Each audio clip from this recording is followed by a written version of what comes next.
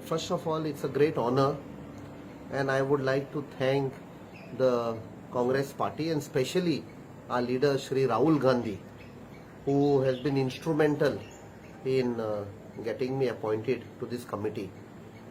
Because generally this committee, defense committee, is made up of only very senior parliamentarians, and I am a first timer.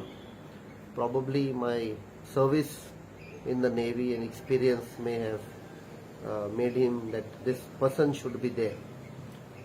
So it's a very critical duty to undertake as part of the defense committee, because the entire defense of the country is where we will be discussing the needs of the armed forces, different policies, short-term, long-term policies, because that will define how the country is going to go ahead vis-a-vis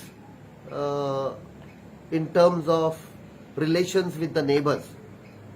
Today we have a very hostile atmosphere across the border, and hence it becomes very critical that how our country takes a very strong stand, not only to protect the people but also the interest of the country. And India being one of the largest democracy, whatever we do will define not only the affairs or the peace in Asia but across the world. What will be the criteria for priorities for Priorities will be, first of all, we have to see what are the needs of the armed forces vis-a-vis what is the prevailing condition across the border. We have seen in the last few years muscle flexing by some countries across the border.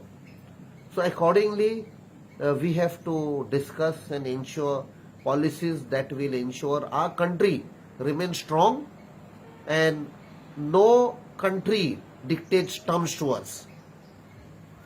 We have to also know that whatever or howsoever strong we are, it will only ensure that peace prevails inside the country, and that will give a boost to economy of the country.